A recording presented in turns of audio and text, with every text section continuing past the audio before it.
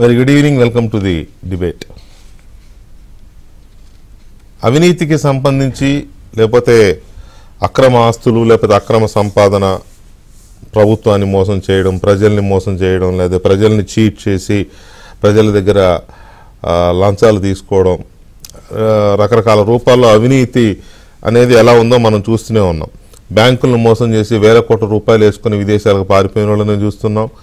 10కి 20కి ప్రజల్ని ఇబ్బంది పెడుతున్న కింది స్థాయి చిన్న చిన్న ఉద్యోగులు, అందరూ కాకపోయినా కానిస్టేబుల్ స్థాయి ఉద్యోగులు కానీ, ఇంకా కొంచెం పైన ఉండే అధికారులు కానీ, ఎంఆర్ఓలు, ఇట్లా ఈ స్థాయిలో ఉండే వాళ్ళం కానీ, మధ్య స్థాయిలో ఉండే సెక్రటరీలు, ఐఏఎస్లు కూడా కొంతమంది, ఐపీఎస్లు, ఇలా ముబ్బడిగా ఆస్తులు కూడా పెట్టుకున్న వాళ్ళని చాలామందిని చూస్తున్నాం.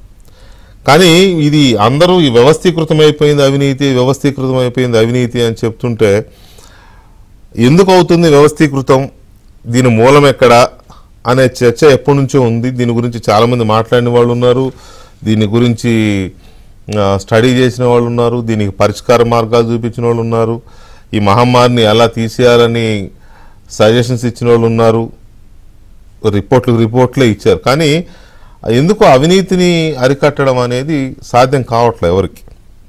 కనీసం శిక్షలైనా, అవినీతికి పాల్పడిన వాడికి శిక్షలైనా సరిగ్గా జరుగుతున్నాయా, అమలవుతున్నాయా, శిక్షలు పడుతున్నాయా? తర్వాత ఎవరో ఒక అతను అవినీతికి పాల్పడ్డాడు, లేదా ప్రజల నుంచి లంచం తీసుకున్నాడు, లేదా బ్యాంకును మోసం చేశాడు, ఏదైనా జరిగితే అతని వరకు శిక్ష కన్ఫైన్ అవుతుంది. కానీ అసలు దానికి మూలం ఎక్కడుంది, అతన్ని ప్రేరేపించింది ఎవరు, దానికి కారణం ఇంకెవరైనా ఉన్నారా వెనక అని కూపీలాగే వ్యవహారం బయటపడట్లా. ఎప్పటికప్పుడు ఎవరో 100 రూపాయలు, 1000 రూపాయలు, 10,000, 20,000, కోటో, 2 కోట్లు, 10 కోట్లు, 100 కోట్లు తీసుకుంటున్నారు, అంతవరకు జరుగుతుంది. కానీ దాని మొత్తం కూపీలాగి అసలు ఆ చైన్ మొత్తాన్ని లాగితే కొంత ఇదవుతుందేమో అనిపిస్తుంది. నిజానికి అవినీతికి పాల్పడేవాడు ప్రతి వాడికి ఒక స్టోరీ ఉంది. ప్రతి వాడికి అది పాజిటివ్ స్టోరీ కావచ్చు, నెగిటివ్ స్టోరీ కావచ్చు. ఉదాహరణకి నిన్న ఆంధ్రప్రదేశ్లో సత్యసాయి జిల్లాలో ఒక ఎంఆర్ఓ లంచం తీసుకున్నాడు. లంచం అడిగాడు, తీసుకున్నాడంటే లంచం అడిగాడు. ఆ రైతు ఎన్నిసార్లు తిరిగినా పని చేయట్లేదు, లంచం ఇస్తేనే చేస్తా అంటున్నాడు. చేస్తా అంటుంటే రైతు నేను లంచం ఎందుకు ఇవ్వాలి అని నిలదీశాడు. ఆ రైతు లంచం ఎందుకు ఇవ్వాలి అని నిలదీసినప్పుడు ఆ ఎంఆర్ఓ సిన్సియారిటీకి మెచ్చుకోవాలి.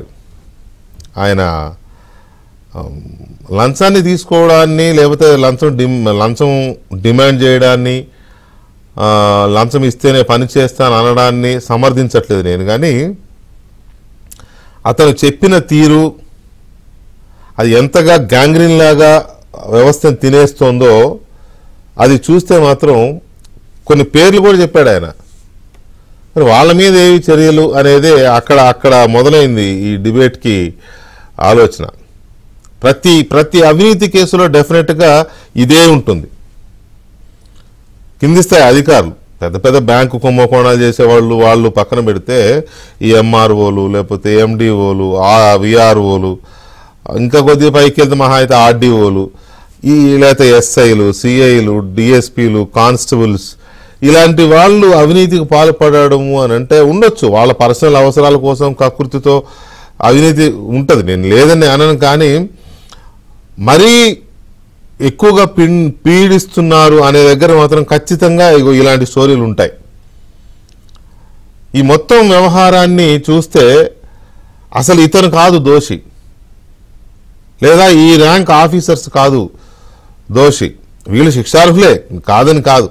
కానీ అందుకు ప్రేరేపించిన వాళ్ళు, ఈ ముసుగులో వీళ్ళని బాధేసి వాళ్ళు అటు 2 రకాలుగా ఇక్కడ వీళ్ళని బాధేస్తున్నారు, అటు ప్రజల సొమ్ముని ప్రభుత్వం దగ్గర దోచేస్తున్నారు. పై అధికారులు, రాజకీయ నాయకులు, వీళ్ళు ఎక్కడికి వెళ్తే అక్కడ లోకల్ వాళ్ళు అన్నీ చూసుకోవాలి, వాళ్ళ అవసరాలు మొత్తం తీర్చాలి. దానికోసం వీళ్ళు జనాన్ని పీడిస్తారు. ఆ ఎంఆర్ఓ గారు నిజంగా మొత్తం చెప్పాడు.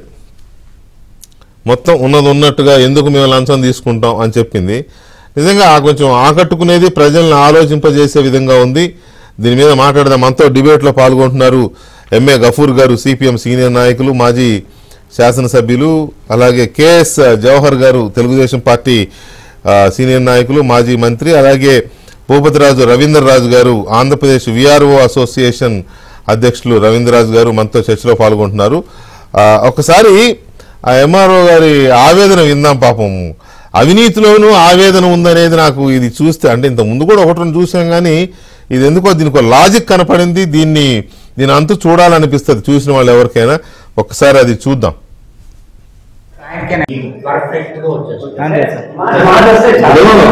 చూడన్నా, రాముడు కాలంలోనే లంచం ఉండే వస్తువు.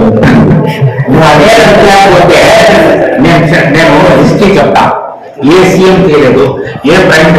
ఇప్పుడు నేను చెప్తాను, అక్కడ నుండి వస్తే ఒక మినిస్టర్ వస్తే 1,70,000 రూపాయలు నాకు ఖర్చు అయిందినా, నేనేమన్నా నా జీతం తీసుకున్నా, నీ డబ్బులు ఎత్తాను చెప్తాను. ఈఐటీగా మినిస్టర్ 2 నెలలకు ముందు నేను వచ్చిన కొత్తలో వచ్చినారన్న మా ఆరే 4 బిఆర్ ఖర్చు పెట్టినారు. 1,70,000, ₹1 కూడా రాలేదన్నా. మొన్న హ్యాండ్లూమ్ ప్రిన్సిపల్ సెక్రటరీ వచ్చినారన్న. ఆ అమ్మ తెలంగాణ బాత్రూమ్ లో గీత ఉంటే పడుకోదంట, అర్థమైందా? బెడ్రూమ్ లో ఈగ రాకూడదంట. దానికి ఎంత ఖర్చు అయ్యేది మొబైల్కి?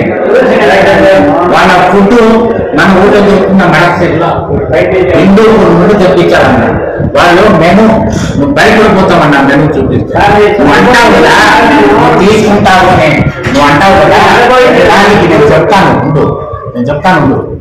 నువ్వు మెను చూపిస్తా, దానికి నువ్వు సంతోషపడితే చూడ. డిన్నర్ 13వ తేదీ 1 vegetable starter, chicken starter, phulka, chicken curry, vegetable curry, ice cream, gulab jamun, apple. మళ్ళా breakfast dosa, aloo parotta, dosa curry, pancake. ఈ పాన్ కేక్ బెంగళూరులో దొరుకుతున్నా, ఇక్కడ దొరుకుతుంది. Dry fruits, lunch, vegetable starter, chicken starter, mutton starter, egg starter, chicken curry, vegetable curry, ragi mudda, రోటీ, chicken biryani, rice, పప్పు, rasam, curd, ఉలిగా, gulab jamun, ice cream, fruits, sweet. ఇదంతా ఎక్కడి నుంచి తీస్తాడు తహసీల్దార్? ఏమండి మీరు అంటారు? ఎక్కడి నుండి? మా బీఆర్ఓ ఎక్కడి నుండి తెస్తాడు? ఆయనకే నేను ఆర్డర్ ఇస్తాను. ఎక్కడి నుండి తెస్తాడు చెప్పన్నా? నువ్వు చెప్పండి. ఒకడు తీసుకుంటే కూడా పని అయిపోతుంది, అప్పుడు నువ్వు సంతోషపడతావు. ఇప్పుడు కాదు, నేను ఈ మెథడ్ చెప్పినాను, అయిపోతుంది. నువ్వు తీసుకుంటాడు చేయదు అంటే ఇవన్నీ కూడా ఎవరొక్క సోపు ఎవరికి అర్థం కాదు. ఇదే మేము చెప్తేనే అర్థమవుతుంది. ఇప్పుడు మాలో అంటే శరీరంలో కొన్ని పుండ్లు చూపించగలం డాక్టర్కి. ఇక్కడ వచ్చింది అనుకో, నేను చూపించగలనా? పుండు చూపించలేను. కొన్ని చోట్ల వస్తాయి పుండ్లు, డాక్టర్కి మాత్రం చెప్పగలను. వేరే వాడు అక్కడ చూస్తేనే. అట్లా మా పనులండి.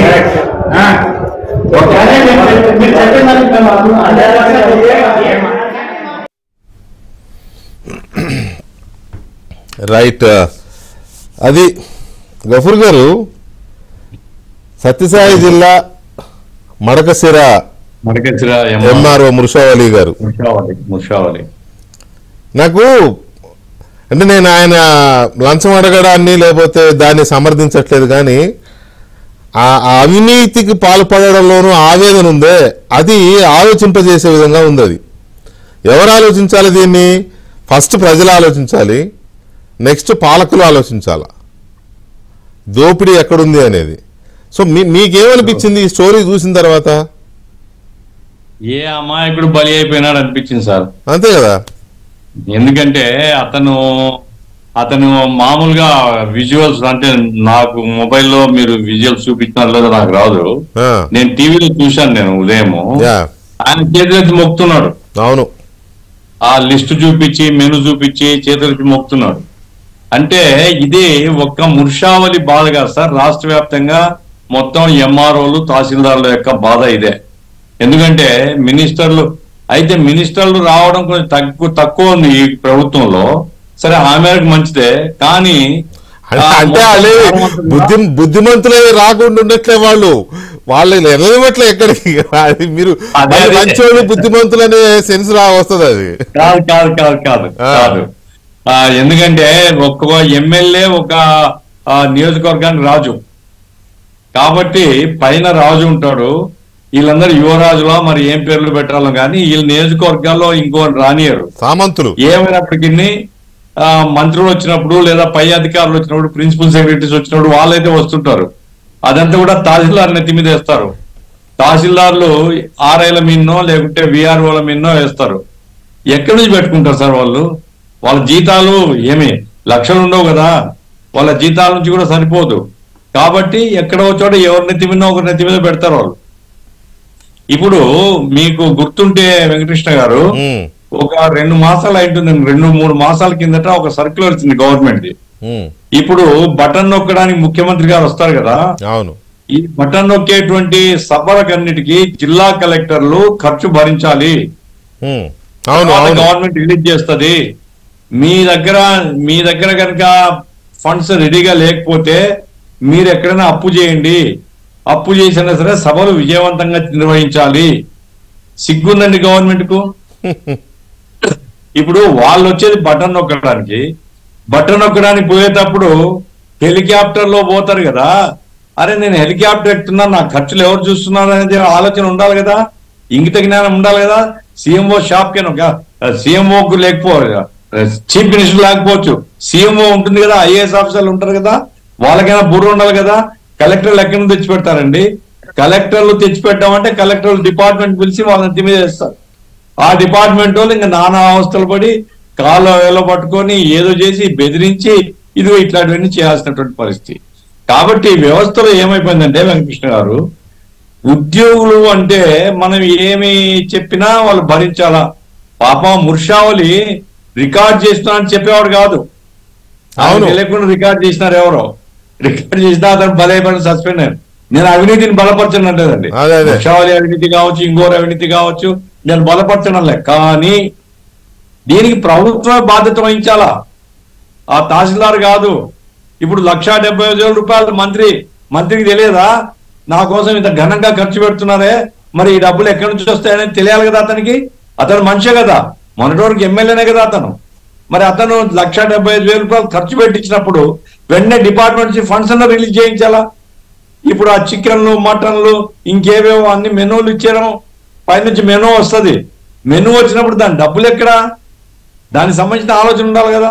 నేను చెప్పేది ఏమంటే ప్రభుత్వం క్షమాపణ చెప్పాలి ఉద్యోగస్తులు. మేము పొరపాటు చేసినాం, ఇప్పటి నుంచి మేము టూర్లోకి వస్తే డబ్బులు ముందే రిలీజ్ చేస్తాం, మీరు పెట్టుకోవద్దు, మీ చేతి నుంచి పడదు. అసలు డబ్బులు రిలీజ్ చేయడం ఏంటండి? వాళ్ళకి టీఏడిఏలు ఇస్తారండి, వెళ్ళిన తర్వాత క్లెయిమ్ చేసుకోవచ్చు కదా. సెక్రటరీలైనా, ప్రిన్సిపల్ సెక్రటరీలైనా, చీఫ్ సెక్రటరీలైనా ఎవరైనా సరే టీఏడిఏలు క్లెయిమ్ చేసుకోవచ్చు కదా వెళ్ళి. భలేవారుగా సార్ మీరు ఇప్పుడు చికెన్లు, మటన్లు బెంగళూరు నుంచి విజయవాడకి మరి దానికంతా ఇస్తారేం సార్? వాళ్ళకి టీఏడిఏ ఇస్తారు. టీఏడిఏలు ఎవరు ఖర్చు పెట్టరు, టీఏడిఏలు పాకెట్కేవి. కాబట్టి ఎక్కడ పోతే అక్కడ ఉండేటువంటి ఆ డిపార్ట్మెంట్ ఖర్చు పెట్టాలా. ఇప్పుడు డిపార్ట్మెంట్ లో అసలు డబ్బులే లేవు ఏ డిపార్ట్మెంట్ లో, ఎందుకంటే బయట నుంచి ₹1 రావడం లేదు. ఇంకేమంటే రెవెన్యూ డిపార్ట్మెంట్ పడతారు, జిల్లా కలెక్టరు, తహసీల్దారు, విఆర్ఓలు వీళ్ళు బలి అవుతారు. కాబట్టి నేను చెప్పేది ఏమిటంటే ప్రభుత్వమే బాధ్యత దీనికి. ప్రభుత్వం అధికారులకు పబ్లిక్ గా క్షమాపణ చెప్తారా, లేకుంటే ఎట్లా చెప్తారా కానీ క్షమాపణ చెప్పి అయ్యా మీరు ఈ పద్ధతిలోకి పోవద్దు, మేము డబ్బులు రిలీజ్ చేస్తాం, మీరు ఫైనాన్స్ రాయండి. లేదా జిల్లా కలెక్టర్ ఇంతకుముందు సిస్టమ్ ఏముందండి సార్, జిల్లా కలెక్టర్ దగ్గర ఒక 5 లక్షలు 10 లక్షలు నిలువ ఉండేది. అవును, ఆ డబ్బులు ఖర్చు పెట్టి తర్వాత డ్రా చేసుకునే వాళ్ళు. ఇప్పుడు జిల్లా కలెక్టర్లే ఒట్టి చేతులుతున్నారు. వాళ్ళకి అప్పులు చేయమని గవర్నమెంట్ చెప్తుంది. అప్పులు చేసి బటన్ నొక్కుడు సభలు పెట్టండి. ఈ ఎక్కడికి పోతున్నాం సార్ మనం? ఎక్కడ ఎంత దారుణంగా వ్యవస్థను ఇంత బలహీనపరిచి. ఇప్పుడు అవినీతి విషయం సార్, వెంకటకృష్ణ గారు మీకు గుర్తుంటే కలెక్టర్లను, ఎస్పీలను కూర్చోబెట్టుకొని ముఖ్యమంత్రి గారు ఏమయ్యా మన రాష్ట్రంలో అవినీతి ఉందా అంటే అబ్బే లేదు సార్ మరి ముషావులకి ఏమి సమాధానం చెప్తారు? ముషావుల్ ఇన్సిడెంట్ కు ఏం చెప్తాడు ముఖ్యమంత్రి? అవినీతి అనేటువంటిది నువ్వు కంపెల్ చేస్తున్నావు అవినీతికి, నీ నైతిక బాధ్యత. ఇప్పుడైతే పైన సంపాదించుకొని పైన కొల్లగొడుతుంటారో కింద ఉండే వాళ్ళు భజన చేయరు సార్, వాళ్ళు కూడా సర్దుకుంటారు. అంతే కదా. ఆ రకంగా ఇప్పుడు ఎమ్మెల్యేలు వాళ్ళు కూడా అధికారుల మీద భారం వేస్తున్నారు, మున్సిపల్ కమిషనర్స్ మీద భారం వేస్తున్నారు, ఎంఆర్ఓల మీద భారం వేస్తున్నారు. కాబట్టి వ్యవస్థలో పై నుంచి కింది దాకా కొల్లగొట్టే పద్ధతి ఎప్పుడైతే వచ్చేసిందో అవినీతి వేగంగా పెరిగింది. ఈ రోజు అవినీతి మిగతా రాష్ట్రాల కంటే చాలా ఎక్కువ అవినీతి ఆంధ్ర రాష్ట్రంలో కనపడుతుంది. ఇది పూర్తిగా బాధ్యత ప్రభుత్వం అనేసి నేను భావిస్తున్నాను అండి. ప్రభుత్వం ముషావాలను సస్పెండ్ చేయొచ్చు, కానీ మొత్తం తహసీల్దార్ల వ్యవస్థ అంతా ఈ రకంగా సఫర్ అవుతుంది. మొత్తం బయటపడినాడు, మిగతా వాళ్ళు బయటపడలేదు. కాబట్టి సస్పెన్షన్ తో పరిష్కారం కాదు ఇది. మీలో ఉండేటువంటి బలహీనత మీరు సర్దిద్దుకోవాలి తప్ప ఎవరినో బలిపశువులు చేయడం వల్ల అతను బలహీన వర్గాలకు చెందినవాడు, అదే ఏ రెడ్డో గిడ్డో అయితే తన్ని వసూలు చేసేవాడు, లేదా జైన్ పో ఎవరు చెప్పుకోపోరా అనేవాడు. అతను మొక్కుతున్నాడు కాబట్టి చేత అది పాపం ఆయన అమాయకత్వము లేకపోతే ఆ రైతుని తప్పనిసరి పరిస్థితుల్లో నేను ఒత్తిడి చేస్తున్నాను అనేది రియలైజ్ అయ్యి చూడవా బాబు అని చూపిస్తున్నాడు. తెలియట్లే, ఒక వివరణ ఇచ్చుకుంటున్నాడు. బలవంతంగా వసూలు చేయడం కాదు అది, అదే బలవంతం కాదు, అండర్ కంపల్సరీ సిచ్యువేషన్ లో అడుక్కుంటున్నాడు. కన్విన్స్ చేస్తున్నాడు, నాకు లంచం ఇవ్వు అని కన్విన్స్ చేస్తున్నాడు ఆ రైతుని. అదే మరి పిటి కదా, ఒక గెజిటెడ్ ఆఫీసరు, ఒక మ్యాజిస్ట్రేట్ పవర్స్ ఉంటాయి, హోదాలో ఉండేవాడు ఆయనకి వ్యవస్థ ఆ స్థితికి కంపేర్ చేసింది గవర్నమెంట్. అవును, ఇలాంటి వాళ్ళు బాధ్యత తప్ప మనం తహసీల్దార్ మాత్రం చూడకూడదు దీంట్లో. ఆల్మోస్ట్ దాదాపు అందరి పరిస్థితి ఇలాగే ఉంటదేమో. అఫ్ కోర్స్ కొంతమంది చెప్పారండి, చాలా మంది నాకు తహసీల్దార్లు చాలా మంది, నేను జిల్లాలో పరిచయం ఉండే వాళ్ళు ఉంటారు కదా. అవును సార్, ₹1 కేంద్రం నుంచి అదే విజయవాడ నుంచి రాదు, ₹1 రిలీజ్ కాదు, బడ్జెట్ ₹1 రాదు మాకు, అయినా ఖర్చులు భరించాలా, మేము ఏం చేయాలి చెప్పండి. మన దగ్గర కూడా ఆన్సర్ లేదు, వాళ్ళ తిరగబడలేరు గవర్నమెంట్ కు, మేమేం చేయం అని చెప్పలేరు, ఎందుకంటే ఉద్యోగ ధర్మం. కాబట్టి ఇంగిత జ్ఞానం ఉంటే వీళ్ళు ఆలోచించాలండి, మంత్రులు, ముఖ్యమంత్రి లేదా సీఎం పేషి ఆలోచించాలా ఎట్లా నడుస్తుంది అన్నట్లు. కాబట్టి వీళ్ళు తమ తప్పుల్ని తాము గుర్తించినట్లు క్షమాపణ చెప్పి ఆ ముర్షావాల్ని ఒకవేళ అక్కడ సస్పెండ్ చేస్తే ఇంకో చోట పోస్టింగ్ ఇచ్చి ఇంకో చోట ఇంకో తహసీల్దార్ సఫర్ కాకుండా జాగ్రత్తలు తీసుకోవాలని నాకు కోరిక. రైట్. జవహర్ గారు, మీరు మినిస్టర్ గా కూడా చేశారు, మరి మీరు ఎక్కడికైనా వెళ్ళినప్పుడు ఎగ్జాంపుల్ సారీ అంటే మంచి శాఖకు ఉన్నాడు ఆయన మంత్రిగా, పైగా ఎక్సైజ్ శాఖ. ఎందుకంటే ఆయన పాపం ముర్షావల్లి తహసీల్దార్ గారు అంటే డబ్బు లంచం అడగడం కరెక్ట్ అని ఎవరు అనరు, కానీ అవతలి వ్యక్తిని కన్విన్స్ చేసి బాబు మా పరిస్థితి చూడవయ్యా అని చెప్పి ఆవేదనతో అనునయించి ఒప్పించే విధంగా చెప్పుకుంటున్నాడు పాపం. ఒక రకంగా బెగ్గింగ్ లాంటిదే అది. బెగ్గింగ్ అనే పదం వాడడానికి ఇబ్బందిగా ఉంది, కానీ బెగ్గింగ్ లాంటిదే. ఒక రకంగా చెప్పాలని ఎట్లుందంటే అది మీరందరూ చందాలు ఇస్తేనే కదా మేము మంత్రులు వస్తేనో లేదా పై అధికారులు వస్తేనే పోషించేదని చెప్తున్నాడు ఆయన. ఇంతకంటే దౌర్భాగ్యం ఇంకేమైనా ఉంటుందా అండి వ్యవస్థలో? అవునండి. జవహర్ గారు, గుడ్ ఈవినింగ్ వెంకటకృష్ణ గారు, అదేవిధంగా గఫూర్ గారు, ఇంకొక మిత్రులకి ఈరోజు తెలుగు ప్రజలందరూ కూడా మీ ద్వారా క్రిస్మస్ శుభాకాంక్షలు కూడా చెప్పే అవకాశం వచ్చిన ధన్యవాదాలండి. ఈరోజు ఎక్సైజ్ మినిస్టర్గా నేనున్న సందర్భానికి వెళ్లే ముందు ఈరోజు అవినీతి గురించి మాట్లాడిన సందర్భంలో నీళ్లలో ఉండే చేప నీళ్లను ముట్టకుండా తాగకుండా ఎలా ఉండలేదో ప్రభుత్వ ఉద్యోగి కూడా లంచం తీసుకోకుండా ఉండడు అనేది చరిత్ర చెప్తున్నటువంటి సత్యం అండి.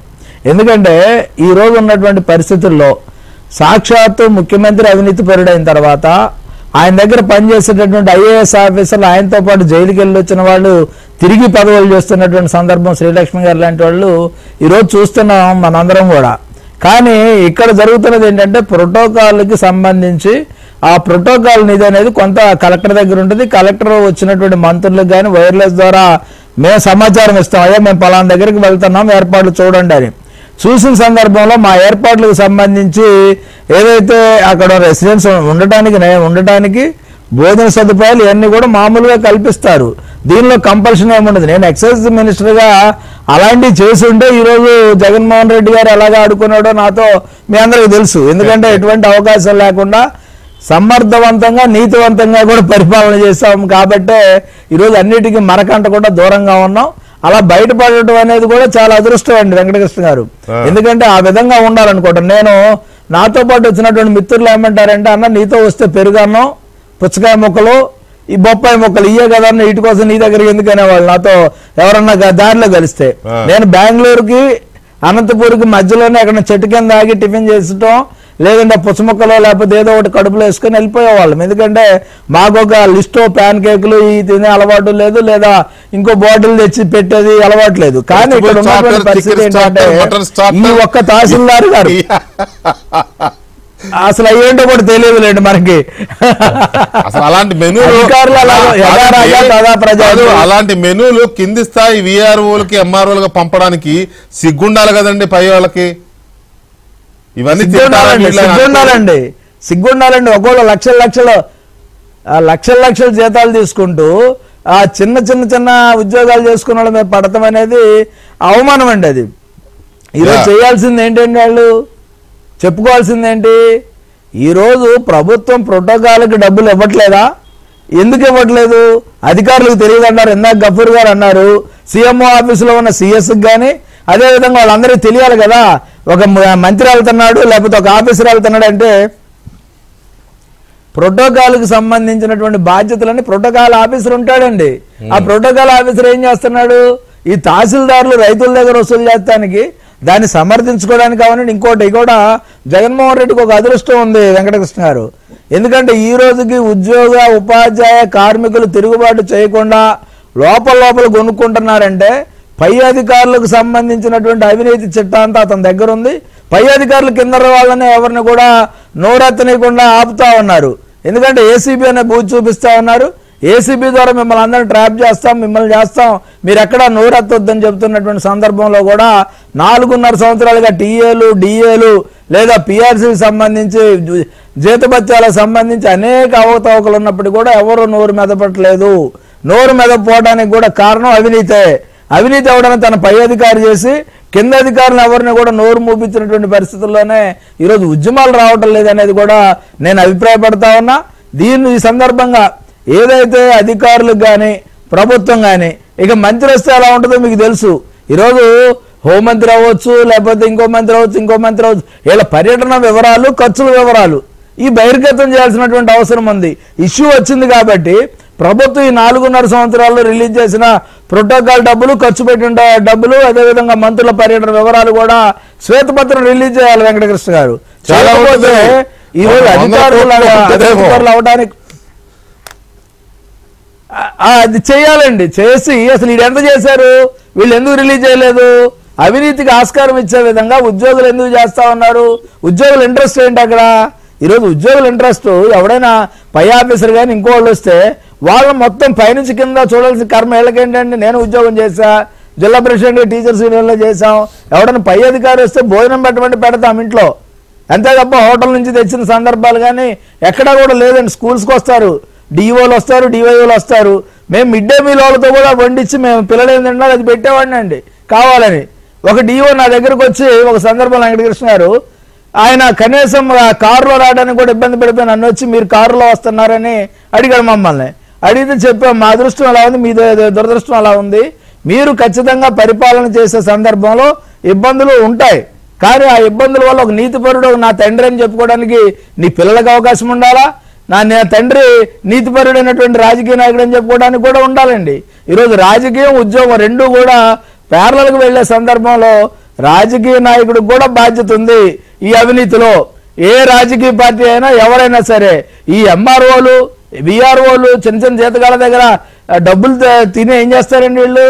వీళ్ళు ఇసుకలో దోచుకుంటున్నారు, మధ్యలో దోచుకుంటున్నారు, ఐలాండ్ అంటున్నారు, ల్యాండ్ అంటున్నారు, శాండ్ అంటున్నారు, వీటన్నిటిలో దోచుకుని సరిపోలేదంటారా? ఇక ఆఖరికి వీళ్ళు వెళ్ళిన టూర్లకు కూడా అధికారులు కూడా వాటాలు ఉన్నాయి వెంకటకృష్ణ గారు. ప్రతి అధికారి ఈ రోజు ఏ డిపార్ట్మెంట్ చూసినా కానీ ప్రతి అధికారికి కూడా మామూళ్ళు ఉన్నాయి. ప్రతి దానిలో కూడా వాళ్ళకి వాటాలు వెళ్తా ఉన్నాయి. వాళ్ళు అవి తిని సావచ్చు. ఎందుకంటే ఆ పదం ఎందుకు కొడుతున్నానంటే ఒక్కొక్కటి బీరువాలు బాగా కొడితే డబ్బులు వస్తాయండి. ఈరోజు అధికారులు ఒక్కో జిల్లా స్థాయి అధికారి, రెవెన్యూ ఆర్డీఓ స్థాయి అధికారి, డిఎస్పీ స్థాయి అధికారి అంతెంత తింటున్నాడో నాకు తెలుసండి. ఎందుకంటే ఇక్కడ సాక్షాత్తు మర్డర్ జరిగితే వాళ్ళు మర్డర్ జరిగిన ఏదో అటెంప్ట్ జరిగిన వాళ్ళు తిరుగుతూ ఉంటే డిఎస్పీ పట్టించుకోడు. అదేవిధంగా ఎవరైనా సరే ఆత్మహత్య చేసుకున్నటువంటి దేవేంద్ర అనే కుర్రాడికి సంబంధించి, మహేంద్ర అనే కుర్రాడికి సంబంధించి వచ్చినటువంటి వ్యక్తులు కళ్ళ ముందు కనపడుతుంటే డిఎస్పీ అరెస్ట్ చేయడండి. ఏ విధంగా అవినీతి ద్వారా ఏ విధంగా నొక్కాట పెడతాడు.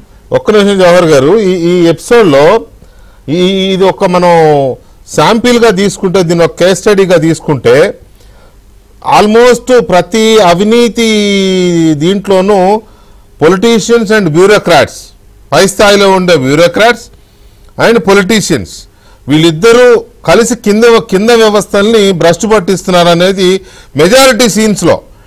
ఒక 20-30% వాళ్ళు సొంతంగా అవినీతికి పాల్పడడం, లంచాలు వసూలు చేయడం ఉండొచ్చు.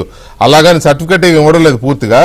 కాకపోతే మెజారిటీ కేసెస్లో లేకపోతే మెజారిటీ ఉద్యోగులు లేకపోతే కింది స్థాయి, మండల స్థాయి, తాలూకా స్థాయి అధికారులు అవినీతికి పాల్పడుతున్నారంటే పైనుంచి ఉండే ప్రెషరు, పైనుంచి అడిగే వాటాలు, లేకపోతే వాళ్ళ విలాసాలు, వీటి కోసం. ఇప్పుడు ఈ ఎపిసోడ్లోనే మనం చూస్తే ఆయన చెప్తున్నాడు, నేను ఇక్కడికి వచ్చిన కొత్తలో, అంటే ఆయన మడకశిర పోస్టింగ్ వచ్చిన కొత్తలో ఎవరో ఒక మంత్రి వస్తే 4 వీఆర్ఓలు కలిసి షేర్ చేసుకున్నారంట 1,70,000. 1,70,000 రూపాయలు ఆ మంత్రి కోసం వీళ్ళు ఖర్చు పెట్టడం ఏంటి? 4 వీఆర్ఓలు షేర్ చేసుకున్నారంటే వీఆర్ఓలు జీతమే ఇవ్వరు కదా. వీఆర్ఓలు మళ్ళీ వాళ్ళ కింద రైతుల దగ్గర లేకపోతే ప్రజల దగ్గర చేసి అదో ఏదో వసూలు చేసి సందాలు పోగు చేసుకుని ఆ మంత్రి విలాసాలకి వాటికి ఖర్చు పెట్టాలి. సో ఈ వీఆర్ఓలు లేకపోతే ఎంఆర్ఓలు వీళ్ళ పరిస్థితి ఎలా ఉంటుంది, అసలు గ్రౌండ్ లెవెల్లో ఎలా ఉంటుంది అనేది. రవీంద్రరాజు గారు నమస్కారం.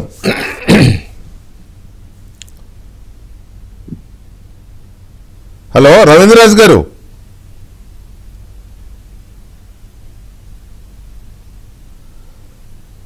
రవీంద్రరాజు గారు వినపడుతుందండి?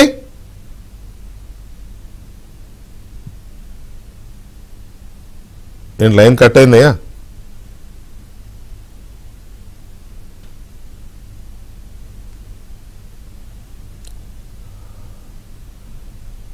రవీంద్రరాజు గారు వినపడుతుందా నా మాట? వినిపిస్తుందండి వెంకటకృష్ణ గారు. రైట్. ఏంటి పరిస్థితి? ఇలా విఆర్ఓలు, ఎంఆర్ఓలు అవినీతికి పాల్పడడానికి ఇప్పుడు ఇవాళ ముర్షావళి అనే ఎంఆర్ఓ గారు చెప్పిందే పర్ఫెక్ట్ రీజన్ అనుకోవాలా, ఇంకా వేరే కారణాలు ఏమైనా చెప్తారా మీరు? వెంకటకృష్ణ గారు చెప్పండి సార్. స్లోగా ఉందండి వాయిస్. చెప్పండి వినపడుతుంది, చెప్పండి. ఇప్పుడు ఇవాళ విఆర్ఓలు కానీ, ఎంఆర్ఓలు కానీ, కింది స్థాయి రెవెన్యూ ఉద్యోగులు కానీ ఇంకెవరైనా ఈ లంచాలకి అవినీతికి పాల్పడ్డ కారణాలు ఇవాళ సస్పెండ్ అయిన ఎంఆర్ఓ గారు చెప్పిన కారణాలైనా ఇంకా వేరే ఏమైనా ఉంటాయా? వెంకటకృష్ణ గారు వాయిస్ పెద్దగా రావట్లేదు, స్లోగా వస్తుంది కదయ్యా మీరు. ఆయన ముందుగా మన ఈరోజు ఏబిఎన్ ప్యానెల్లో ఉన్న వెంకటకృష్ణ గారికి, అలాగే మన మాజీ మంత్రులు జవహర్ గారికి, అలాగే గఫూర్ గారికి, ఈరోజు ఏబిఎన్ ప్రేక్షకులందరికీ కూడా మీ ఏబిఎన్ ద్వారా క్రిస్మస్ శుభాకాంక్షలు తెలియజేస్తున్నాను. ముందుగా థ్యాంక్ యూ. వాయిస్ వస్తుందండి వెంకటకృష్ణ గారు? వస్తుంది, చెప్పండి, మీరు చెప్పండి. వస్తోంది.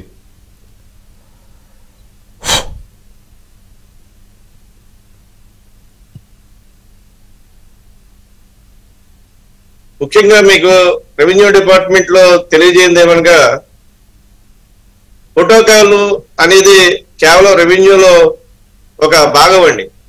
ఎవరు వచ్చినా కానీ, పైనుంచి ఉన్నతాధికారులు వచ్చినా, అలాగే కింద స్థాయిలో మంత్రులు వర్యులు కానీ ఇంకో వాళ్ళు ఎవరు వచ్చినా కానీ మండలంలోకి వస్తే కేవలం ప్రోటోకాల్ చేయని పరిస్థితి అక్కడున్న పై అధికారులు తహసీల్దార్ గారు తెలియజేస్తారు. వారు వెంటనే ఆర్ఐ గారు చెప్తే వాళ్ళు విఆర్ఓలు చెప్పడం జరుగుతుందండి.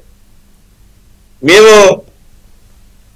ఆ రోజు ఏమీ చేయలేమన్న పరిస్థితిలో మా దగ్గర డబ్బులు ఉన్నా లేకపోయినా వచ్చిన వారికి ఫోటోకాలు చేసే బాధ్యత మా మీద పెడతా ఉంటారు కేంద్ర లెవెల్లో. కానీ డబ్బులు ఇస్తారో ఎవరో తర్వాత విషయం. కానీ వచ్చిన అతిథులకి మటుకి అక్కడ కావాల్సిన సదుపాయాలన్నీ చేయాలని తహసీల్దార్ గారు ఆర్డర్ వేసిన వెంటనే ఆర్ఐ గారు మేము ఆ పర్యవేక్షణలో ఉంటామండి.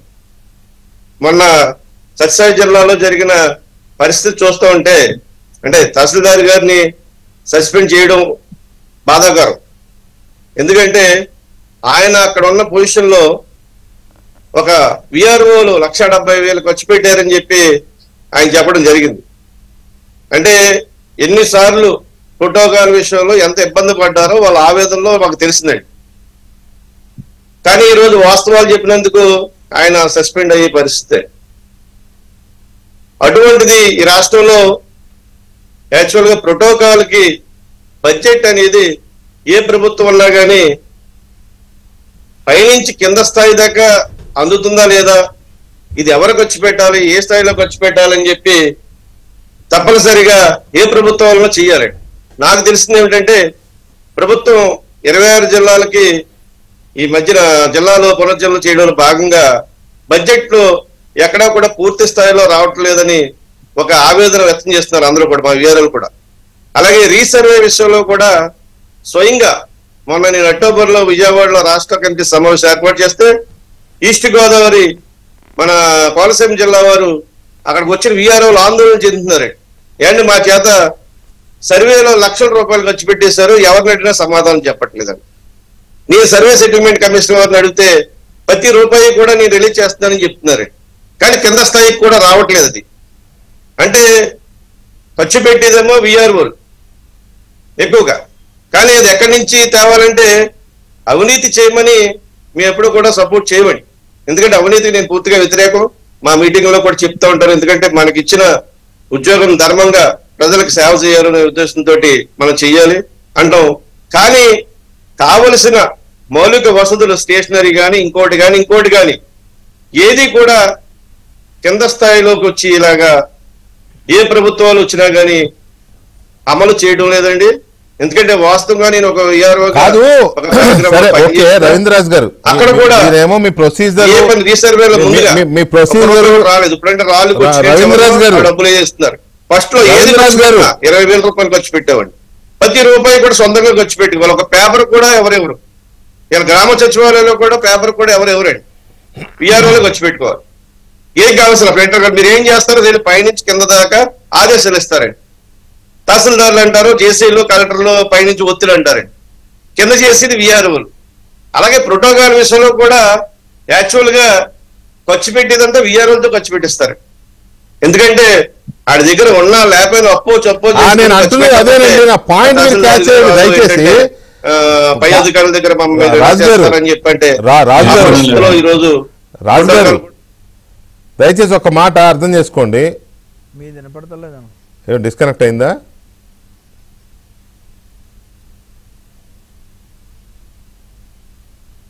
కట్ చేసి చెప్పేసి సరే ఓకే. గఫూర్ గారు, ఇందులో ఐరనీ ఏంటంటే ఆయన అంటే ఎంత బాధాకరమైన విషయం అంటే ఒంటి నిండా పుండ్లేనయా, కొన్ని పుండ్లు చూపించుకోలేమంటున్నాడు. తెలియకుండానే ఆయన ఒక వాస్తవం చెప్పాడు. వ్యవస్థ అంతా పుండ్లు పడిపోయింది, వ్యవస్థ అంతా కుళ్ళిపోయింది, కొన్ని బయటికి కనపడతాయి, కొన్ని బయటికి కనపడవు అని. నిజంగా అది ఒక కేస్ స్టడీ అండి. ఆ ఉషావళి ఎంఆర్ఓ గారి ఎపిసోడ్ ఒక కేస్ స్టడీ. వెంకటకృష్ణ గారు, ఇప్పుడు ఈ 4.5 years లో ఫ్యాక్ట్ అండి, అదుపు లేదండి, అదుపు లేదు. ఇప్పుడు ప్రభుత్వము కొల్లగొడుతుంది. ఎమ్మెల్యేలు కూడా నాకు తెలిసి ఒకరిద్దరు ఎమ్మెల్యేల సంగతి నాకు తెలుసు. ఈ సిఐ పోస్టింగ్లలో కూడా ఎంత ఇస్తావు, 1,00,000, 2 లక్షలు ఆ రకంగా తీసుకున్న కేసులు కూడా నాకు తెలుసు. అంటే ఆ రకంగా 1,00,000, 2,00,000, 3,00,000 ట్రాన్స్ఫర్లకు ఖర్చు పెట్టుకున్నాడు అవినీతి చేయకుండా నీతివంతమైన పాలన చేస్తాడు సార్. ఇప్పుడు ఈ ప్రోటోకాల్ ఖర్చులు మనం చూస్తున్నాం. అంత పెద్ద మొత్తంలో 1,70,000 లేకుంటే ఇంకో ఎవరో ఆ హ్యాండ్లూమ్ ప్రిన్సిపల్ సెక్రటరీ వస్తే ఆమె కోసం ఖర్చులు ఇవన్నీ పెట్టుకున్న వాళ్ళు నీతివంతమైన పాలన చేయగలుగుతారా? ఇంతే కాదండి, ఇప్పుడు రాజకీయ నాయకులు విపరీతంగా కొల్లగొడుతున్నది కళ్ళ ముందే కనపడుతుంది. ఇప్పుడు ఇసుకలో కొల్లగొడుతున్నారు, గనుల్లో మైన్స్ లో కొల్లగొడుతున్నారు, లేకపోతే ప్రతి దాంట్లో కొల్లగొడుతున్నారు. మరి అన్నప్పుడు దాని ప్రభావం వ్యవస్థలో ఉండదా? కాబట్టి గాయాలు కనపడని పుండ్లు అంటే ఇట్లాంటివన్నీ కనపడవు, కానీ వాళ్ళకందరికి తెలుసు. ఇప్పుడు కనపడే పుండ్లు ఆయన చెప్తేనేమో మనం పాపం అతను చెప్పినాడు, కలెక్టర్ వెంటనే సస్పెండ్ చేసినారు అతన్ని. అతని ముఖం మీరు చూసినా లేదో, అతనేమి గడ్డం కూడా పెరిగింది అతనికి. అంత అంటే మనిషి కూడా వయసు కూడా ఎక్కువ ఉంది. విసిగిపోయినటువంటి ఒక పరిస్థితిలో, నిస్సహాయ పరిస్థితిలోనే అతను కనపడతాడు మనకు. ఇప్పుడు విఆర్ఓ గారు చెప్పినారు, ఆయన రాష్ట్ర వ్యాప్తంగా ఇదే పరిస్థితి. కాబట్టి ప్రోటోకాల్ సార్ జరిగేది ఏంటంటే, ప్రోటోకాల్ కు స్టేట్ లెవెల్లో డిపార్ట్మెంట్ ఉంది, కిందంతా ఎంఆర్ఓ తహసీల్దార్లే, కలెక్టర్ వాళ్ళకి ఇచ్చేస్తారు, తహసీల్దార్నే భరించాలా. తహసీల్దార్ భరించాలంటే ఆర్ఐలు విఆర్ఓలు వీళ్ళు భరించాలా.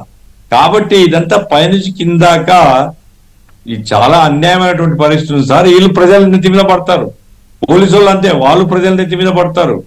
ఆ రకంగా ఏంటంటే గవర్నమెంట్ డబ్బులు ఇవ్వకపోవడం వల్ల ఏ డిపార్ట్మెంట్ కు ఈవెన్ టీఏలు కూడా రిలీజ్ చేయడం లేదు సార్. ఈ మధ్య పోలీసు వాళ్ళు అంటున్నారు డ్యూటీలు మాకు విపరీతంగా వేస్తున్నారు, టీఏలు కూడా ఇవ్వడం లేదు. మరి టీఏలు వేయకపోతే వాళ్ళు ఏం చేస్తారు? ఎక్కడో చోట కటింగ్ పెట్టుకుంటారు కదా. ఆ రకంగా కట్టెలు ఇచ్చేసింది గవర్నమెంట్, మీరు కట్ చేసుకోండి, జోబులు కత్తిరించుకోండి. చాలా దారుణమైనటువంటి పరిస్థితి అండి. ఆ రకంగా పైనుంచి కిందాక అవినీతి అనేటువంటిది పెరగడానికి ప్రభుత్వం యొక్క ఫంక్షనింగ్ లో ఉండేటువంటి బలహీనత. ప్రభుత్వం కనుక ఎఫెక్టివ్ గా ఉంటే ఈ దుస్థితి ఉండదు. ఇప్పుడు ఇంతకుముందు నాకు తెలిసి కొన్ని అంటే సందర్భం గుర్తులేదు కానీ మేము విమర్శలు పెట్టినాం అసెంబ్లీలో మాట్లాడేటప్పుడు.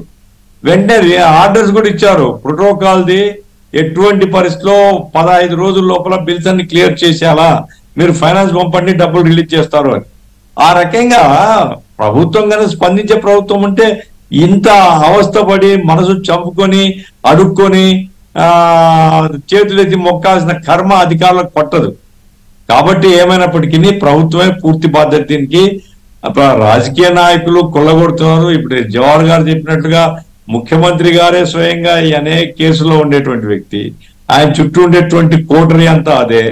ఆ తర్వాత ఎమ్మెల్యేలందరూ నేను కొంతమంది ఎమ్మెల్యేలతో విన్నానండి, ఎన్ని కోట్లు సంపాదించారు అనుకుంటే వాళ్ళు మాట్లాడుకున్నప్పుడు 150 కోట్లు, 200 కోట్లు, 250 కోట్లు. అసలు ఆశ్చర్యం అనిపిస్తుంది, ఎట్లా సంపాదిస్తారు ఇల్లు అని. కొల్లగొట్టడమే, ప్రభుత్వ ఆస్తులు ఆక్రమించుకోవడం, అమ్ముకోవడం, ఇసుక అమ్ముకోవడం, ఎర్రమట్టి అమ్ముకోవడం. ఈ రకంగా అన్నప్పుడు కింద ఉండేటువంటి అధికారుల మీద ఇంకా భారాలు వేస్తుంటే వాళ్ళు అడుక్కోక లంచాలు తీసుకోక ఏం చేస్తారు? కాబట్టి నైతికంగా ప్రభుత్వం బాధ్యత. ఎంఆర్ఓను సస్పెండ్ చేయడంతో ప్రభుత్వం యొక్క పాపాలు తొలగిపోవు. ప్రభుత్వం సీరియస్ గా ఆత్మహత్య చేసుకుని ఇక ముందు నుంచైనా ఇటువంటి దుస్థితి రాకుండా చూడాల్సినటువంటి బాధ్యత వాళ్ళ మీద ఉంది. పాస్బుక్లకి ఒక్కొక్క పాస్బుక్ కి విఆర్ఓలు 10,000 రేటు ఫిక్స్ చేసి వసూలు చేస్తున్నారట. అంటే ఇది ప్రభుత్వానికి తెలియదా? వాళ్ళు ఎందుకు తీసుకుంటున్నారో ఏంటో అందరికి తెలుసా? రహస్యమే ఉందండి అందులో. ఇప్పుడు ఆయన రాళ్ళది కొట్లాట మనం చూసినాం కదా, మీ పత్రికలను చూసినాం. కాబట్టి ఎవరు దొరికిన రాయి దొరుకుతుందండి, పాస్పుతం దొరికిన పాస్పుతం దొరుకుతుంది, ఎర్రమణ దొరికిన ఎర్రమణ దొరుకుతుంది, ఇసుక దొరికినోడికి ఇసుక దొరుకుతుంది, రైతులు దొరికినోడు రైతులు దొరుకుతున్నారు. ఇది పరిస్థితి. పైనుంచి కిందాక మేత మేయడమే కార్యక్రమంగా ఉంది. పూర్తి బాధ్యత ప్రభుత్వం. ఇప్పుడు గఫూర్ గారు, ఇక్కడ నాకు ఒక విషయం, మీరు 2 సార్లు ఎమ్మెల్యే, మీరు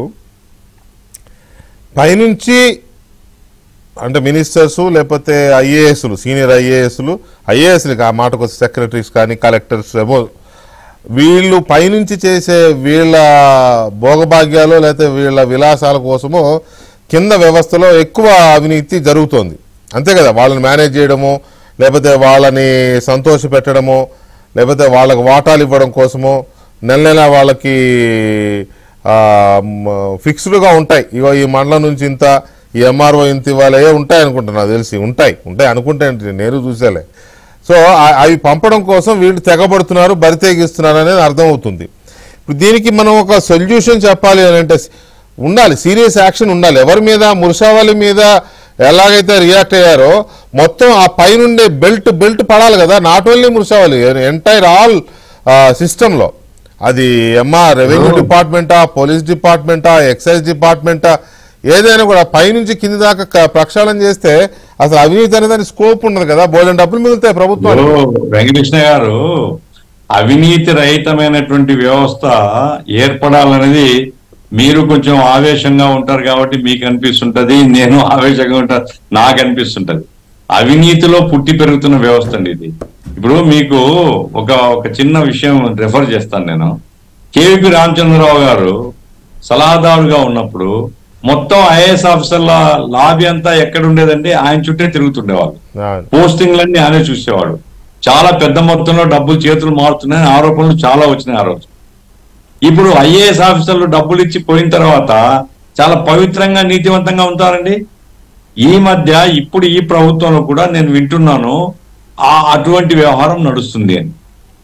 ఇప్పుడు నేను పేర్లు చెప్పను కానీ కొన్ని జిల్లాల్లో కొత్త ఐఏఎస్ ఆఫీసర్లు అండి, ఐఏఎస్ కొత్తగా అయిపోయి జాయింట్ కలెక్టర్లు ఈ స్థాయిలో ఉండేవాళ్ళు కూడా ఓపెన్ గా కరెక్ట్ గా ఉన్నారు. వాళ్ళు ఒక మనిషిని పెట్టుకుంటారు, ఒక ఏజెంట్ ను, అతని ద్వారా పోతే ఫైల్ క్లియర్ అవుతుంది, లేకుంటే ఫైల్ క్లియర్ కాదు. ఇది అందరికి తెలిసింది. కాబట్టి ఈ వ్యవస్థలో అవినీతిని పెంచి పోషిస్తున్నారు. అవినీతిని పెంచి పోషిస్తున్న వ్యవస్థలో రాజకీయ ప్రక్షాళన జరిగితేనే అవినీతి ప్రక్షాళన జరుగుతుందండి. ఇప్పుడు రాజకీయాల్లో ఉండేటువంటి వాడు 100 కోట్లు సంపాదిస్తే 10 కోట్లు 20 కోట్లు సంపాదించుకుని కింద ఉండేవాడు అనుకుంటాడు. ఏమైనా తహసీల్దార్ స్థాయిలో 1 కోటి 2 కోట్లు సంపాదించుకుని వీడు అనుకుంటాడు. ఈ రకమైనటువంటిది పైనుంచి కిందాక వ్యవస్థను నాశనం చేస్తున్నారు. అల్టిమేట్ గా సఫరర్స్ వచ్చేసి ప్రజలండి, అంతే కదా. ప్రజల మీద ఈ భారం అంతా పరోక్షంగా ప్రజల మీద పడతారు. తినేది ఎవడైనా బలైపోయేది మాత్రం కామన్ మ్యాన్. దీనికి అవినీతి వ్యతిరేకమైనటువంటి ఒక చైతన్యం ప్రజల్లో తీసుకొని రావాలి. ప్రక్షాళన జరగాలండి, రాజకీయాల్లో ప్రక్షాళన జరగాలండి. అవును, రైట్. జవహర్ గారు, ఇది మెజారిటీ పోర్షన్ ఈ అవినీతి అనేది ఏదైతే కింది స్థాయి, గ్రామ స్థాయి నుంచి, మండల స్థాయి నుంచి, అక్కడి నుంచే మొదలవుద్ది అవినీతి. ప్రజల నుంచి డబ్బు వసూలు చేయడం. అఫ్ కోర్స్ నేను ఇందాక చెప్పినట్టుగా బ్యాంకుల దగ్గర లేకపోతే పైపైన కాంట్రాక్టర్ల దగ్గర దోచేసేది ఇంకా అది 1000 కోట్లు ఉంటుంది. అది ఎట్లాగూ దాన్ని ఆపే ఇది కామన్ మ్యాన్ దగ్గర ఉండదు. ఈ ప్రభుత్వాలు ఇన్వాల్వ్ అయ్యి దోపిడీ చేస్తూ ఉంటాయి. కానీ ఈ సిస్టమైజ్ అయిన అవినీతి ఏదైతుందో ప్రభుత్వ శాఖల ద్వారా వీటిల్లో మేజర్ పోర్షన్ అవినీతికి కారణం మళ్ళీ పొలిటీషియన్స్ వీళ్ళేనే అర్థమవుతోంది. అక్కడ వీళ్ళకి కనుక చిత్తశుద్ధి ఉంటే, వీళ్ళకి అంటే మీకు ఎవరు అధికారంలో ఉన్న మీ పార్టీలకి, మీ ప్రభుత్వాలకు, ఏ ప్రభుత్వం అధికారంలో ఉన్నా అవినీతి ఉండకూడదని చిత్తశుద్ధి ఉంటే పైనుంచి కదా నరుకు రావాల్సింది. కానిస్టేబుల్ మీద లేకపోతే ఎంఆర్ఓల మీద, విఆర్ఓల మీద పడడం వల్ల ప్రయోజనం కాదేమో కదా. ఇందాక గఫూర్ గారు ఒక మాట చెప్పారు, అదేంటంటే ఎవరైనా సరే బలయ్యేది ప్రజలు, అదేవిధంగా అధికారుల పైన ఉన్న వాళ్ళు, వీళ్ళన్న సీక్వెన్స్ అంతా కూడా చెప్తా ఉన్నారు. ఇక్కడ జరుగుతున్నది ఏంటంటే ఎవరైనా సరే ప్రోటోకాల్కి వచ్చినప్పుడు ఇంత ఖర్చు అవుతుంది, దానికి కొంత లిమిట్ ఉంది, మీరు ఏదో బెంగళూరు వెళ్ళి పాన్ కేకులు దాకర్లేదు, లేకపోతే స్టార్టర్స్ ఏదో పెట్టుకోకర్లేదు అనేది చాలా స్పష్టంగా లిమిటేషన్స్ అనేది రాజకీయ నాయకుడు చేయాల్సినటువంటి పని. తన సింపుల్గా ఉండి, ఎందుకంటే శాశ్వతం కాదనేది అర్థం చేసుకోవాలి ఏ రాజకీయ నాయకుడైనా. ఈరోజు చరిత్రలో చాలా మంది చాలా కోట్లు సంపాదించారు. ఆర్టీసీ బస్ ఎక్కి వెళ్ళేటటువంటి మాజీ మంత్రులను కూడా నేను చూశాను వెంకటకృష్ణ గారు. ఎందుకంటే ఒకసారి నేను అక్కడ రోడ్డు మీద వెళ్తా ఉంటే కారుపాటి వివేకానంద గారు రోడ్డు ఎక్కి ఆర్టీసీ బస్సు ఆపుతున్నారు. అదేవిధంగా సిపిఐ ఎమ్మెల్యే గుమ్మడి నరసయ్య గారు 5 సార్లు ఎమ్మెల్యే, ఆయన ఈరోజు ఎక్కడ వెళ్తున్నాడు? అలాంటి వాళ్ళు ఎందుకు ఆదర్శం కాలేకపోతున్నారు ఈ రాజకీయ నాయకులకి? ఎవరైనా సరే అలాంటి వాళ్ళని కదా ఆదర్శంగా తీసుకుంటే అవినీతి రహిత సమాజం అనేది నిర్మాణం అవుతుంది. ప్రస్తుతం అవినీతి ఎవడంత గొప్పగా చేస్తే, డబ్బులు ఎవరి దగ్గర ఎక్కువగా ఉంటే వాడు గొప్ప నాయకుడు అవుతా ఉన్నాడు.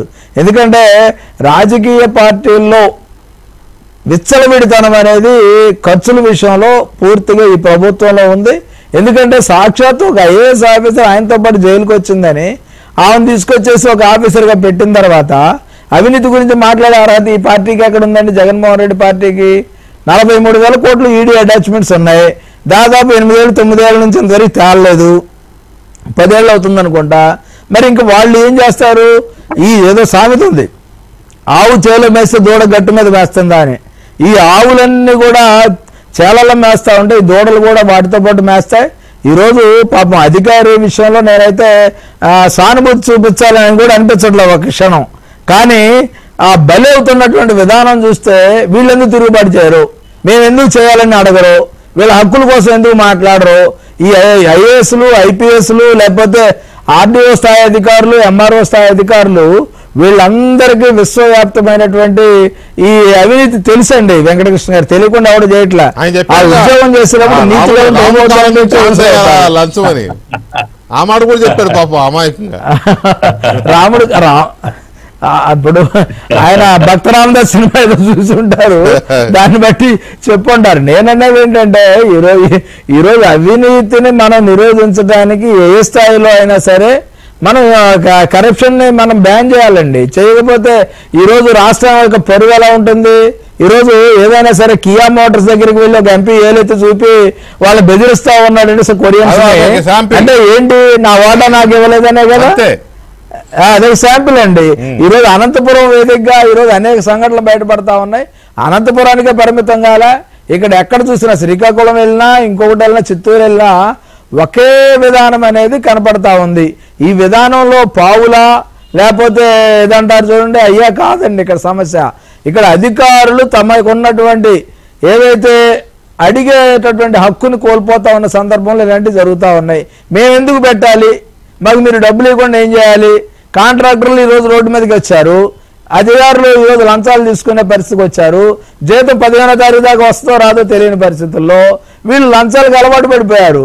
వీళ్ళు జీతం గురించి కానీ పిఆర్సీ గురించి కానీ టీఏల గురించి కానీ డిఏల గురించి కానీ మాట్లాడి ఒక ఉద్యమాన్ని తీసుకొస్తే ప్రభుత్వం దిగి వస్తుందండి.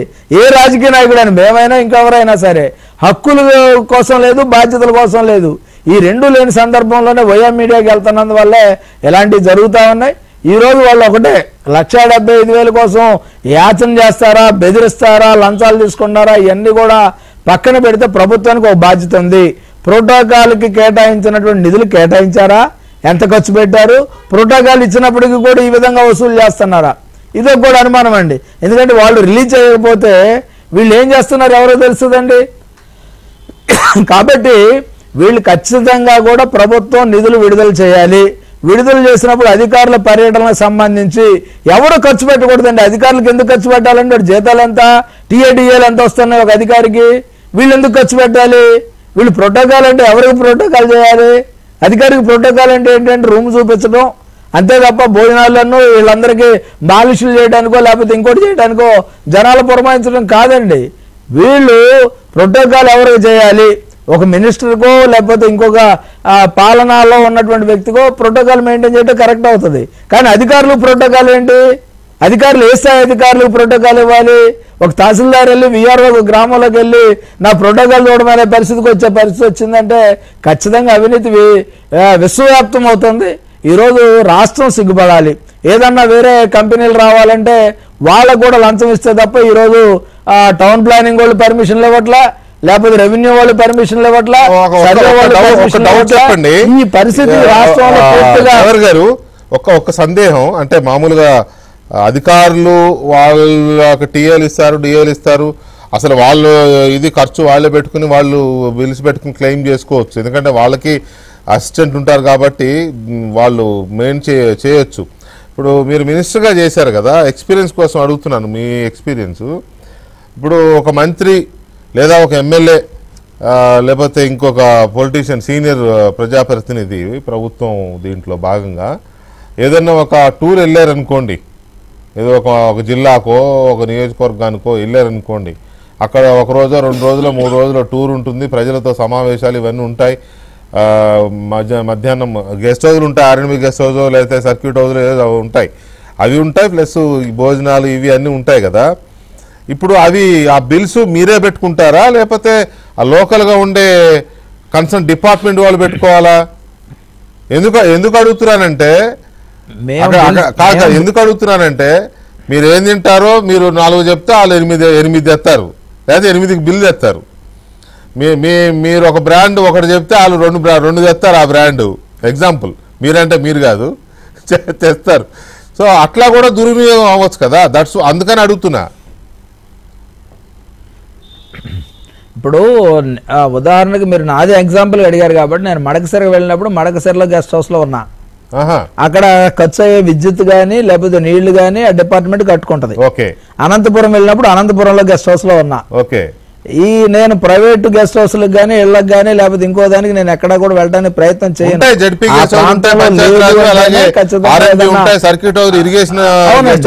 అవన్నీ బ్రహ్మాండంగా ఉంటాయండి. వైజాగ్ వెళ్ళినప్పుడు అక్కడ సర్క్యూట్ గెస్ట్ హౌస్ లో ఉన్నాం. అనంతపురం వెళ్ళినప్పుడు అనంతపురం గెస్ట్ హౌస్ లో ఉన్నాం. మడకసిరలో కూడా నేను వెళ్ళాను, అక్కడ గెస్ట్ హౌస్ కొండ మీద ఉంటుందండి. ఆ కొండ మీద ఉన్నాం, 2 రోజులు ఉన్నా. ఈ రోజు నేను చెప్పొచ్చేది ఏంటంటే మాకు ఖర్చు అయినటువంటి మా పిఎస్కి మేము పెడతాం, బాబు ఎంత ఖర్చు అయిందని. ఆ పిఎస్ ఇన్ టర్మ్ వాళ్ళకి క్లెయిమ్ చేస్తాడు ప్రోటోకాల్ వాళ్ళకి. వాళ్ళు తిరిగి ఇచ్చిన సందర్భాలు చాలా ఉన్నాయి. నా దగ్గర బిల్స్ కూడా ఉన్నాయి. వెంకటకృష్ణ గారు, ఇక్కడ నేను ఎందుకు చెప్తున్నానంటే బిల్స్ కూడా ఉన్నాయని నొక్కేందుకు చెప్తున్నానంటే అంత అవసరం లేదు ప్రోటోకాల్ కోసం నేను అడిగిన కారణం ఏంటంటే మీరంటే ఈ ఎమ్మెల్యేలు, ఎంపీ మంత్రులు, లేకపోతే ఎంపీలు, లేకపోతే ప్రిన్సిపల్ సెక్రటరీలు వాళ్ళు క్లెయిమ్ చేసుకుంటారు, వాళ్ళు వసూలు చేసుకుంటారు ప్రభుత్వం దగ్గర. కానీ కింద ఖర్చు పెట్టేదేమో వాళ్ళు. అవునండి, అంటే వీళ్ళు జేబులోంచి పైసా ఖర్చు చేయొచ్చండి.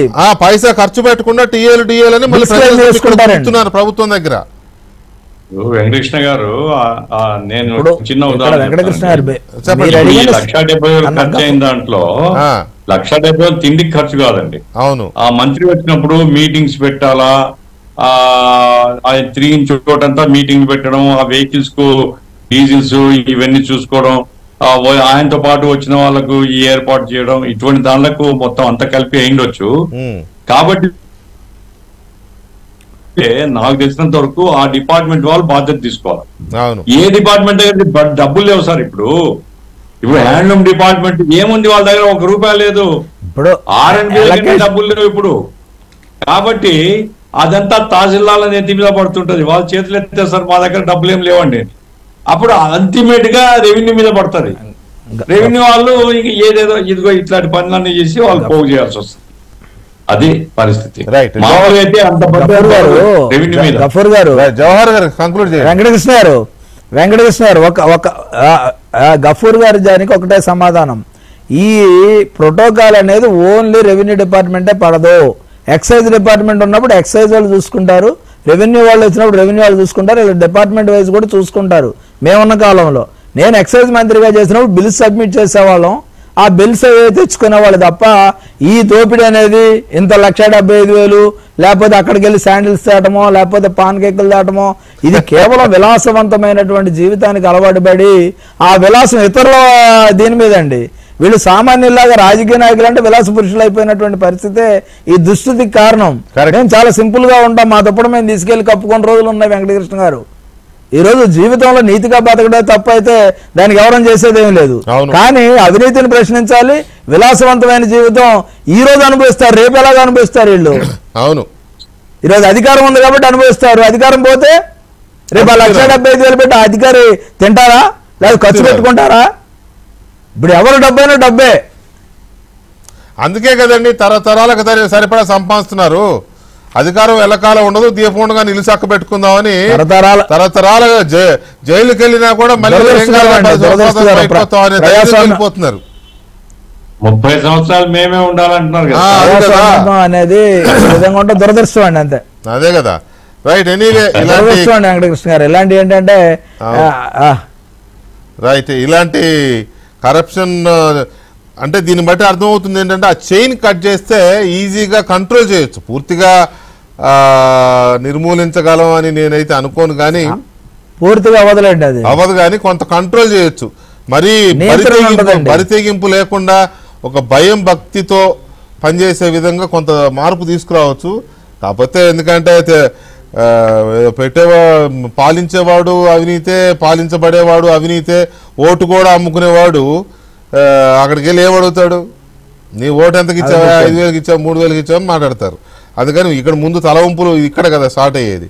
సో ఇవన్నీ కొంచెం అందుకే వ్యవస్థీకృతం అయ్యారు. అది thank you very much Ghafoor గారు అండ్ జవహర్ గారు ఈ చర్చలో పాల్గొన్నందుకు.